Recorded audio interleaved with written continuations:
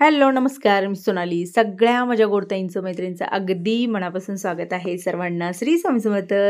सगळ्या जणी कशा आहात आणि शुभ सकाळ. पहाटेचं जवळजवळ 5:30 पावणे 5चं टायमिंग होतं. या टायमिंगला उठलेले होते का तर जवळजवळ पावणे 7ला मुलं जाणार होती. त्यामुळं मी रेग्युलरप्रमाणे डायरेक्टली किचनमध्ये गेले की पाणी गरम करून प्यायला घेते. पण आज ते न करता इथं क्लीन करणार आहे. कारण शेरूला थोडंसं मी लवकर बाहेर काढणार आहे. कारण आता सगळेजण उठणार लवकर, म्हणजे मुलं, तुमच्या दादाचं काही नाही, त्यांचं थोडंसं लेट असतं. आता हे पावणे 7ला जाणार म्हटल्यानंतर कमीत कमी त्यांना 6ला उठायला पाहिजे. मग ते जागेमध्ये अडचण होत होती, जायला येत नव्हतं. म्हणून म्हटलं पहिला शेरूला बाहेर काढायचं. आणि त्याला अशा म्हणत होत्या की सोडू नको, या दिवसामध्ये तर अजिबात सोडू नको. आणि हो, खूप साऱ्या ताईंच्या कमेंट असतात की ताई घर खूप छान आहे, घर खूप आवडलं, पण त्याच्यावरती डिटेल्समध्ये व्हिडिओ बनव ज्याच्यामध्ये तू थोडंसं जागा सांग, कितीला बसलं काय. तर मी एक प्रॉपर व्हिडिओ जो आहे तो केलेला आहे. त्याच्यामध्ये डिटेल्समध्ये मी सगळी माहिती दिलेली आहे. जागा आपली केवढी आहे, पुन्हा आपल्याला बांधकामाला खर्च किती आलेला आहे, इंटिरियर कितीला आहे, काय, ह्या खूप साऱ्या गोष्टी शेअर केलेल्या आहेत. त्याच्यानंतरसुद्धा भरपूर सारी कामं झालेली आहेत. राऊंड फिगर अजून आपण कुठलंही काहीही काढलेलं नाही ना, अजून बरेचसे हिशोब बाकी आहेत. म्हणजे कसं की एक मी म्हणेन की 5% ना फर्निचरचं जे काम आहे ते राहिलेलं आहे. ते राहिलेलंच आहे. दादाच्या कामात, मी माझ्या कामात, कारपेंटर कुठे आहेत माहीत नाही आहे. त्यामुळे अशा छोट्या मोठ्या गोष्टी राहिल्या आहेत. पण प्रॉपर अंदाज जो आहे तो आम्ही तुम्हाला दिलेला आहे. तो व्हिडिओ बघा म्हणजे तुम्हाला कळेल. बाहेरचं क्लीन वगैरे करून आल्यानंतर वॉश बेसिन जे आहे ते मी क्लीन करत आहे. नॉर्मली आपलं रेग्युलर लिक्विड.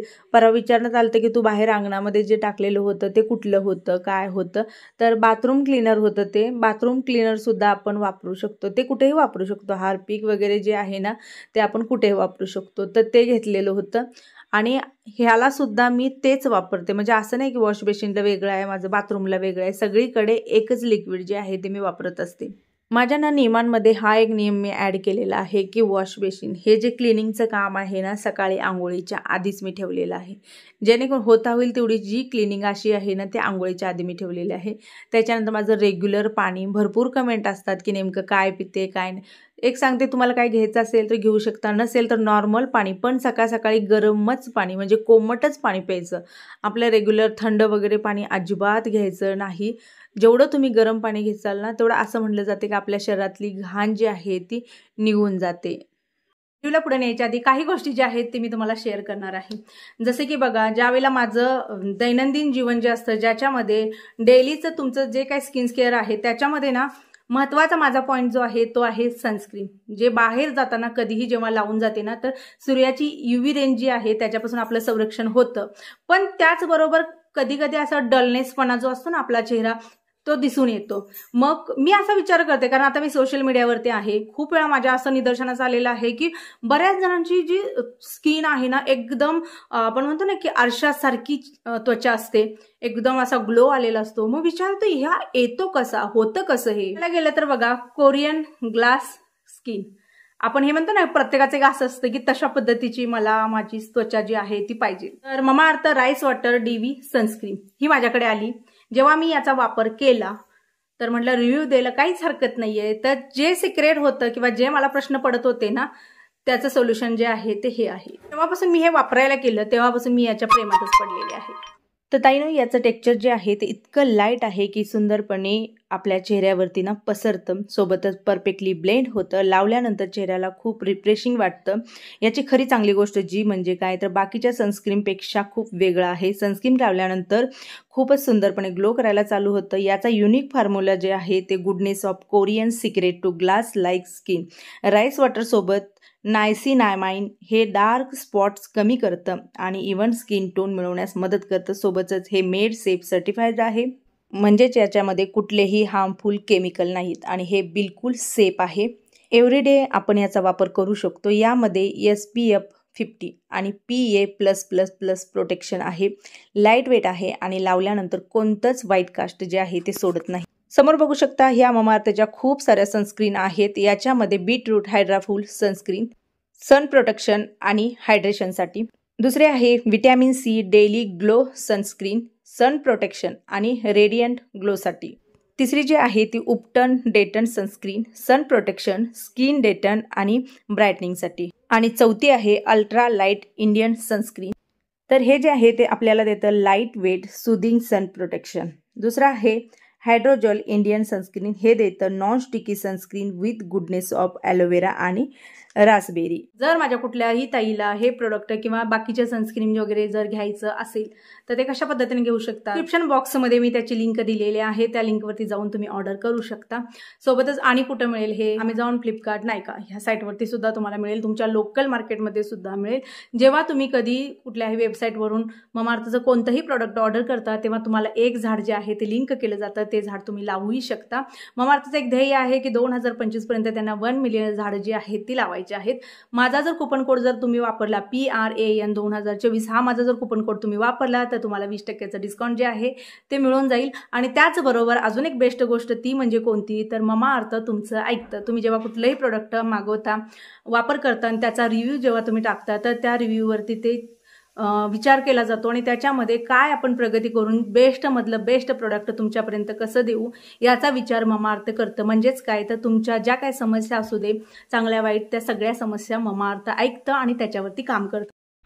मी ना डेलीसाठी कोणती क्रीम वापरते तर तसं काही नाही. मी जे आता तुम्हाला प्रमोशन पार्ट जे काही शेअर करते ते जे फोडलेलं असतं ते तर मी वापरतेच.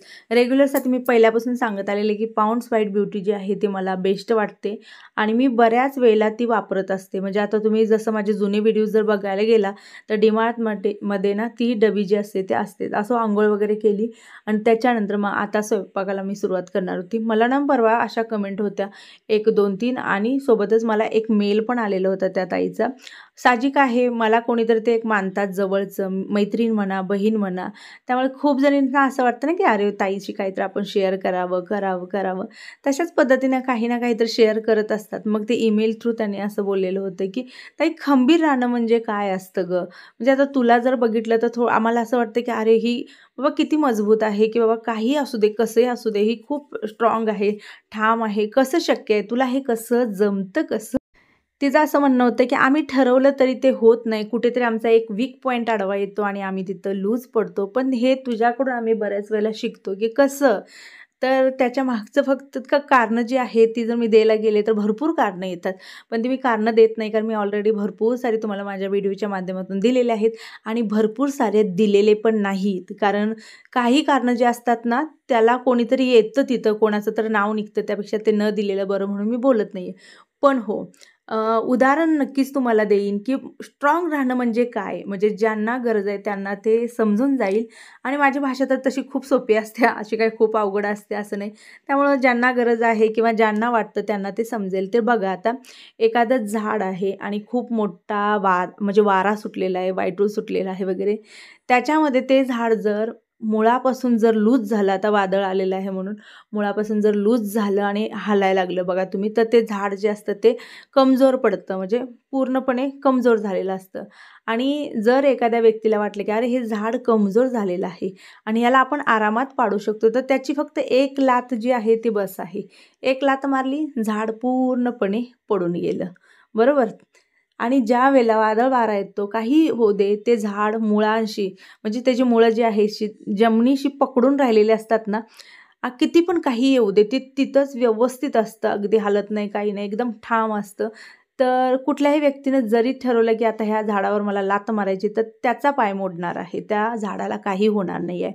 तर खंबीर राहणं याचं उदाहरण हेच आहे की खंबीर राहिला तर परिस्थितीशी लढू शकाल आणि कमजोर पडला तर परिस्थितीच थोडकी आहे तोपर्यंतच हार मानसाल.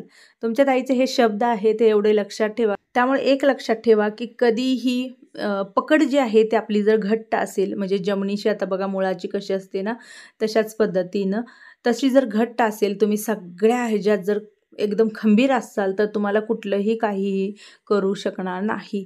तर मी आता जी बनवलेली आहे ती टोमॅटोची भाजी बनवलेली आहे. माझा मध्येच तुम्ही बघितलं चॉपर जे आहे वाट लागलेले आहे त्याची. या ना जवळजवळ 4-5 वर्षामध्ये माझे 2 चॉपर झाले, 3 झाले. एक आधीचा मी ऑनलाईन ऑर्डर केला होता, माझ्या मते यूट्यूबच्या आधीच मी केलेला होता, तो बराच दिवस चालला, पुन्हा बंद पडला. त्याच्यानंतर मग मुंबईच्या एकदा येताना मला घेऊन आलेली होती, तो पुन्हा बंद पडला. त्याच्यानंतर जो तिसरा आहे ना तो मी घेतलेला होता.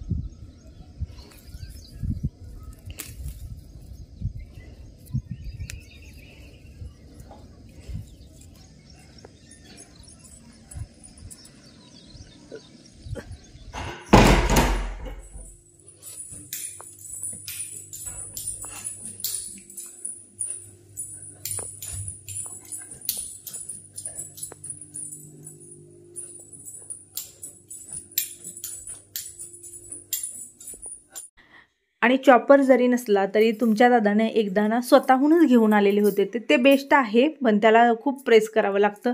आपलं तळवं जे आहेत ना हाताचे ते नंतर भरून येतात, कारण आपण प्रेस करत असतो ना, त्यामुळे. म्हणून पण बेस्ट आहे म्हणेन का, येळाला बघा उपयोगाला आलं. ते कट करत बसले असते तर थोडा वेळ गेला असता. बाकी मग मी आज नाश्त्यासाठी बनवत आहे पोहे, कारण मुलांना डब्याला नाश्ता पण द्यायचा आहे आणि प्लस जेवण पण द्यायचं आहे.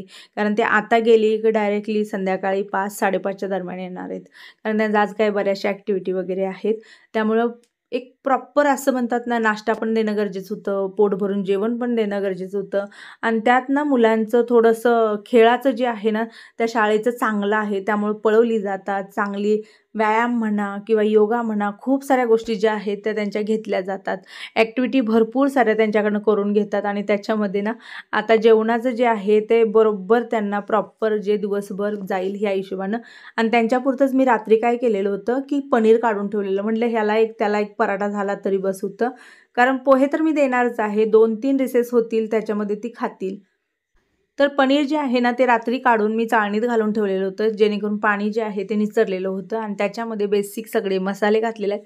हिरवी मिरची, कांदासुद्धा तुम्ही घालू शकता. आणि पनीर पराठा खूप छान होतो ताईनो, एकदा जरूर करून बघा. आणि म्हणजे पनीर हे हेल्दी आहे, पनीर हे असं कुठल्या ह्याच्यामध्ये येत नाही आहे, त्यामुळे पनीर जरी डेली एखाद्याला दिलं तरी पण चालतं, काही प्रॉब्लेम येत नाही आहे. तर त्यांच्यापुरतं दोघांपुरते 2 पराठे केलेले आहेत. आता बघा माझ्या पराठ्यामध्ये कांदा नाही, त्यामुळे तुम्हाला कुठे पराठा जो आहे तो म्हणजे फुटलेला दिसत नाही. पण ज्या पराठ्यामध्ये ना कांदा असतो ना, त्या पराठ्यामध्ये ना लाटताना खूप प्रॉब्लेम येतो. म्हणून कधी कधी पराठा नाही जमला तर 2 पोळ्या लाटायच्या, म्हणजे चपाती लाटून घ्यायची, मध्ये स्टफिंग भरायचं आणि त्याच्यावर दुसरी चपाती जी आहे ना ती जर ठेवली तुम्ही, आता हे पूर्णागत मी गोळा भरते, आता याच्यामध्ये कांदा नाही म्हणून चालतंय, पण जेव्हा तुम्ही कांदा वापरता ना त्यावेळेला तुम्हाला फुटण्याचे चान्सेस भरपूर असतात, मग तुम्हाला जाड लाटावं वगैरे लागतं. तर तुम्ही तशा पद्धतीनं 2 पोळ्या लाटून करा, तसाही पराठा खूप बेस्ट होतो. फक्त काठामध्ये ना पूर्ण काठापर्यंत सारण जे आहे ना ते जाईल, ह्या हिशोबानं आपल्याला तो पराठा बनवायचा असतो. आणि तर मग काय होतं ना की कडचं तसंच राहून जातं. या परवा डब्यांची मला प्राईस विचारण्यात आलेली होती, तर प्रॉपर माझ्या डोक्यात नाही आहे, पण 600 ते 700 रुपयेला आम्हाला एक डबा बसलेला आहे. आता बऱ्याच जणांवर एक डबा म्हणजे एक सिंगल का, तर एक डबा म्हणजे त्यात 3 डबे आलेले आहेत. 2 छोटे जे आता समोर बघू शकता, ह्यातले 2 आणि एक मोठा ज्यामध्ये आपण चपाती वगैरे घालू शकतो. तर डबा पूर्णपणे पॅक झालेला आहे. लिंबू पिळल्यानंतर अजिबात तुमचं ॲपल फ्रूट काळं पडत नाही. आरामात काय एक टाईम आंबट होतंय का, तर नाही, अजिबात नाही, ऑलरेडी फ्रूट असतंच आंबट. तर चला मी व्हिडिओचा एंड करते ताईनो. आवडला असेल तर लाईक करा. सर्वांना श्री स्वामी समर्थ.